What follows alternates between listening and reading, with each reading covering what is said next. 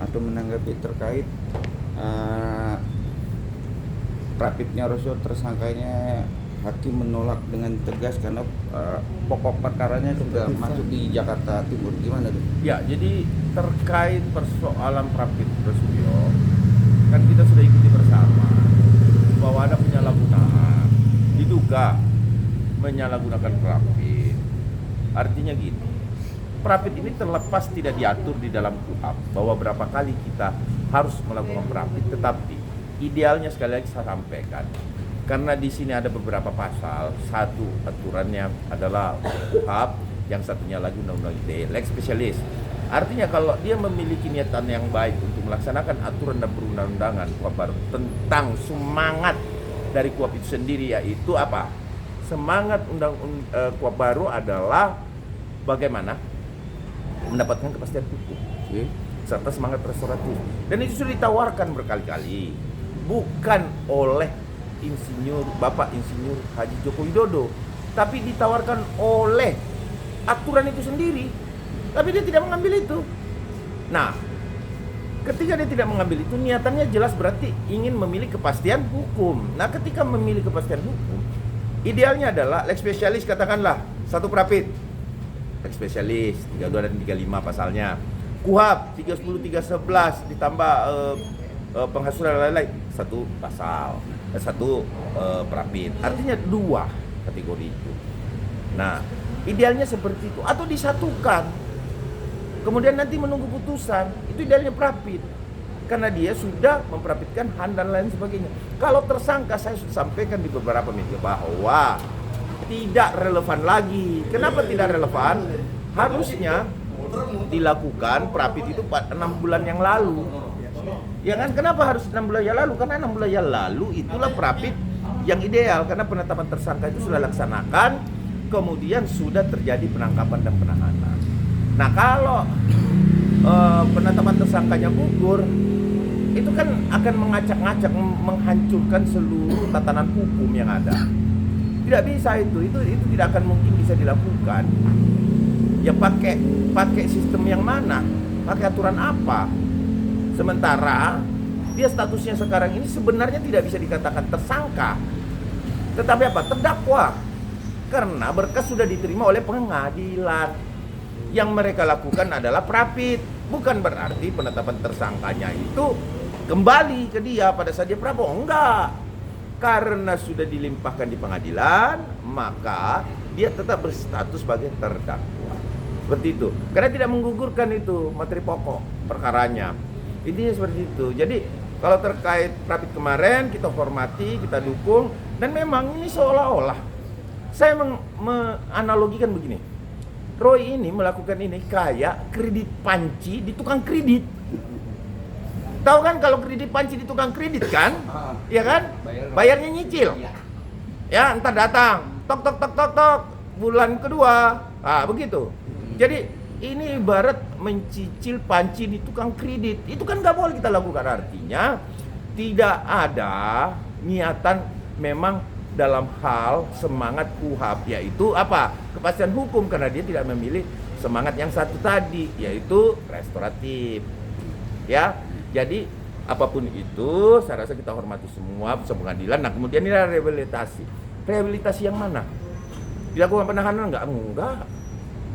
Berapa lama dia ditahan? Enggak. Ada di rumah sakit kok. Terus keberatan dengan penangkapan? Apanya ditangkap di Borgol aja? Enggak. Tapi penyerahan ke tahap 2, apakah itu adalah suatu kesalahan? Oh, enggak dong. Penyerahan tahap 2 itu memang wajib seperti itu. Itu adalah SOP. Nah, apakah itu bisa digugurkan atau apakah itu bisa dikatakan harus ganti rugi dengan itu? Lah, kalau tidak mau diborgol, tidak mau berurusan dengan polisi, jangan melanggar hukum. Simple. Hidup ini masyarakat Indonesia, sampaikan sekali lagi, hidup sangat simpel.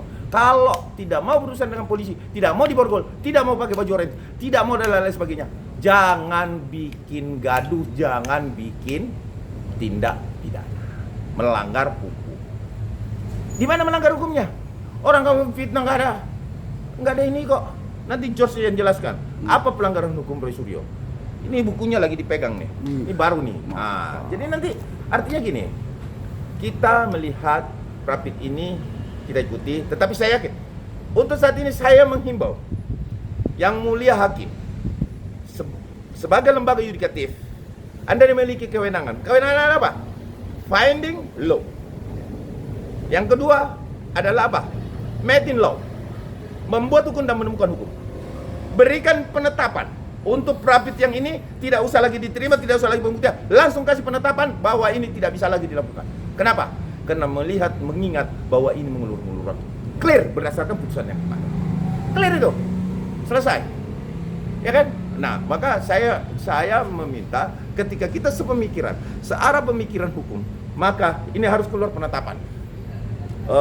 Begitu masuk sidang, terima, bacakan permohonan, habis itu skorsing, langsung kasih penetapan. Dan itu bisa dilakukan oleh hakim. Kenapa? Tidak menyalahi aturan. Itu adalah kewenangan yudikatif. Nah, selanjutnya bisa dijelaskan apa pelanggaran hukum dari Roy Suryo. Oke, silakan Bang. Sedikit Bang, terkait sebentar dia kan untuk dimenangkan ke Rapid pertama. Makanya dia mengajukan Rapid ketiga, akan juga mengajukan Rapid keempat. Dalam Rapid ketiga meminta ganti rugi. Karena kan dia dimenangkan. Nah, lihat ini gimana Bang? Kalau dia bilang ganti rugi, apa yang mau diganti rugi dari peristiwa itu? Tadi sampai kemarin Bang Ade, borgol aja enggak kok. Memang ada ketetapan bahwa seolah proses itu agak keliru. Karena sekali lagi disampaikan Rapid itu adalah koreksi terhadap prosedural. Kalau dia minta ganti rugi, apa yang dirugi dari peristiwa itu? Dia harus bisa membuktikan. Saya pikir juga agak sulit ya. Tapi sekali lagi disampaikan, udahlah tidak usah mempermainkan hukum. Hakim sendiri pun sudah menyatakan bahwa yang mereka lakukan adalah hanya upaya untuk menunda proses persidangan. Kalau hakim sudah bicara begitu, mau lawan hakim cuma satu aja loh. Dulu nggak bisa banding atas putusan Rapid. Saya pikir ini hanya upaya-upaya mereka saja untuk mempermainkan hukum.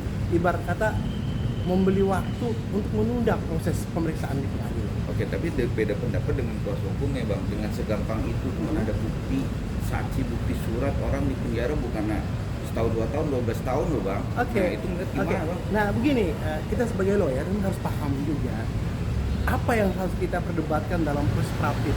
Rapid ini kan koreksi terhadap prosedural, tidak bicara tentang alat bukti apa yang diperlukan dalam materi persidangan. Okay. Saya pikir juga pun ada keliru ya berpikir ya. Tapi kita menghargai ya. Namanya mungkin ini jalan jadi lawyer, tapi jalan jadi lawyer jangan menyesatkan publik. Kasihlah jalan yang baik. Karena sejatinya pengacara adalah penegak hukum.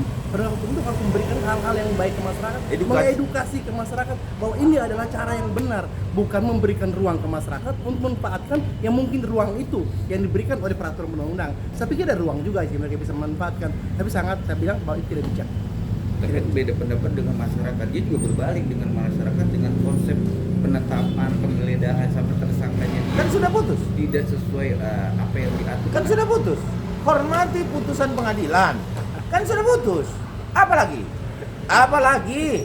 Kan sudah putus. Nah sekarang mau uji apa lagi? Rehabilitasi. Kan sudah putus yang kemarin. Nah kalau uji rehabilitasi, udahlah yang mulia, daripada membuat bingung dan tidak ada kepastian hukum, udah berikan penetapan. Selesai kok. Ngapain kita pusing-pusing? Emang apa hebatnya dia? Emang siapa dia? Kan gitu aja gini loh. Marilah kita bersama-sama. Kamu sudah tidak ditahan, kamu sudah tidak dilakukan hukuman penahanan. Ya sudah. Mari kita sama-sama buktikan di arena yang besar. Nah, itu dia. Jangan babak pengisian terus. Kemarin aja final kok. Final kan udah menang kan, bola kan udah menang. Nah, kalau udah menang bola, harusnya kita final juga dong. Biar kita bertanding di lapangan besar, fight, tag kita lihat. Ya kan? Jangan kasih injury time terus. Nggak selesai barang ini. Gitu loh. Ini udah 8-0 kok. Gimana sih? Gitu loh. Masih aja. Iya, masih aja ngotot gitu loh. Oke, tapi nggak apa-apa, kita ikuti. Namun untuk penetapan yang ini saya minta hakim yang mulia, mohon dilakukan penetapan karena ini adalah kewenangan sebagai yudikatif. Tidak boleh diintervensi siapapun ya, apalagi politik praktis ya. Barang siapa yang mencoba melakukan intervensi terhadap kasus ini, maka celakalah Anda. Kenapa? Anda telah mematahkan sayap-sayap daripada itu. Ya. Oke, bergeser dengan kata, oke lah kita patahkan dengan Rapid yang dijalankan untuk bisa dugaan mengundur-undur, tapi dengan prosesnya Dokter Tuka yang sudah melangkah, ada eksepsi, dakwaan, tapi berkenan untuk mendatangkan seorang Jokowi kemarin kalau nggak salah Pak Sekjen sudah menemui Pak Jokowi apa? Oh, kalau itu kami membicarakan kesaksian. Tentu kesiapan bagaimana menghadapi peradilan. Oke. Nah, saya rasa karena ini adalah orang-orang tua semua, tentunya beliau-beliau ini kita berikan semangat. Ayo semangat teman-teman Pak Jokowi, biar teman-teman Pak Jokowi itu bersemangat dan kembali ke masa lalu. Kami coba flashback ini. Kami coba menyampaikan bahwa mari kita flashback di masa lalu. Pada saat mereka adalah seorang mahasiswa sama-sama dengan Pak Jokowi. Nah, kita mengembalikan semangat mereka karena beliau-beliau ini kan udah pada tua kan. Ya. Nah, jadi kan tentunya kita harus memberikan semangat kembali bahwa saatnya kita berkuliah kembali. Artinya Nostalgia. mengingat nostalgia itu kembali di ruang persidangan melawan orang-orang seperti ini. Tapi beda pendapat. Tet. Tapi beda pendapat dengan Gopur. Kok Kenapa, bisa Bro? dalam konteks kesaksian itu atau saksi yang diminta oleh penyidik harusnya kan nanti penyidik bukannya pihak dari Jokowi untuk mendating orang-orang sampai 63 saksi dari Jokowi sendiri Itu gimana? penyidik kok yang manggil sesuai dengan absensi. Kami pun baru tahu mereka menjadi saksi. Gimana sih? Anda mau memprotes bayang-bayang yang Anda sendiri tidak tahu bagaimana konsep. Jangan coba menjadi penyidik karena Anda bukan penyidik. Jangan coba menjadi hakim karena Anda bukan hakim. Betul. Jadilah lawyers katanya. Apa jalan lawyers? Law way, lawyers way. Lawyers way. Katanya lawyers way. Ya, jalanin aja lawyers way-nya. Kok usah jadi penyidik. Habis itu, Pradi bersatu dikesampingkan. Emang lu jaksa? Udah mau jadi jaksa, udah mau jadi polisi, udah semuanya deh. Jadi semua udah, pihak. udah, janganlah jadi semua pihak. Menghafal aturan perundang-undangan berarti bukan Anda terlihat cerdas, tapi cerdas dalam menghafal. Tapi bukan berarti Anda cerdas dalam menyikapi suatu persoalan hukum. Persoalan hukum itu dianalisis, logis, faktual, individual, final. Sederhana itu. Seni menafsirkan. Seni daripada hukum itu adalah tafsir, Oke, tapi dengan kecerdasan yang bukan menghafal pasal. Sekjen bilang tetap poinnya perkara tersangkanya tetap dan proses di pengadilan itu yang menentukannya. Iya dong, masa Prapit tidak memiliki kewenangan itu. Semua pengacara tahu, dan sebenarnya kita ketawa ngeliat itu.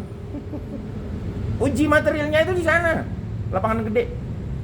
Jadi berhenti seolah-olah, aku pandai nih. Nggak pandai itu. Nggak. Seorang lawyer harus betul-betul cerdas dan menyimak satu pergerakan hukum, tentu dengan analisa logika, analisa perbandingan, terus fakta-fakta, final, dan selesai. Itu yang perlu, fakta persidangan. Mari kita ungkap. Mereka nggak punya fakta persidangan ya. Kenapa mereka nggak punya fakta-fakta? Nggak ada pembanding, bos. Ingat, tahu nggak yang namanya palsu? Sekali lagi saya sampaikan kepada media, yang namanya palsu dari ada diduplikasi, dari tidak ada menjadi ada, itu palsu. Nggak ada pilihan lain itu. Nggak ada pilihan lain. Itulah jenis kepalsuan. Nah, itu teori palsu ini harus kita betul-betul pahami. Oh, dia tidak berkuliah kenapa dapat ijazah? Ini kan tambah konyol kita. Tambah capek kita berpikir. Kan bilangnya palsu. Nggak berkuliah dapat ijazah. Maksudnya gimana sih? Jadi ini palsu atau apa sih? Nggak kuliah atau palsu gitu loh. Jadi intinya apa yang mereka ucapkan tentu harus mereka pertanggungjawabkan di depan pengadilan. Dengan arti kata seorang kuasa hukum dokter hukum meminta berkas bukti bahwa laporan itu juga konsepnya dari hukum, benar nggak sih? Minta bukti-bukti fakta itu Jauh. dengan barang bukti yang proses di pengadilan itu karena kan pada Alkat ini meminta berkas komplit untuk dilihatkan langsung atau kata jaksa itu kan peluru dia. Iya. Pendek kan itu gimana pendapatnya? Iya, menurut saya ya mungkin itu caranya lawyer ya. Mungkin dia sudah buntu kan. Ya lawyer itu harusnya memiliki strategi, memiliki taktik. Tapi dalam hal ini saya lihat dia sudah buntu. Akhirnya dengan telanjang dia bilang, bro kasih dong gue bukti-buktiin lo gitu ya. Jaksa bilang itu senjata gue masih kasih ke lo. Ya nggak mungkin lah. Kalau jaksa kasih menurut saya konyol banget gitu. Itu nggak bagus banget. Nggak relevan. Nggak relevan banget. Saya pikir ya cara dari seorang lawyer kan berbagai macam cara. Cuma ya coba cara jalan yang benar lah. Ya kan jangan. Kalau Mas Roy kan bilang takut. Iya. Nah kalau dokter itu kan langsung pokok perkara perkara itu tambah takut. Tambah takut lah, kita lihat aja nanti, nggak usah kita banyak ngomong deh. Kita lihat itu tambah takut. Kenapa? Setiap habis sidang ngoceh-ngoceh, setiap habis sidang, padahal tidak ada fakta gitu loh. Belum masuk ke fakta peradilan, udah ngoceh duluan, gimana sih? Berarti apa yang akan mereka lakukan sudah tercermin, itu yang akan disampaikan dalam pembuktian nanti. 0, 0. Nih. Gak ada bukti pembanding. 0, 0. oke, thank Ya. you. Bang, Oke. izin menanggap ya aku ya.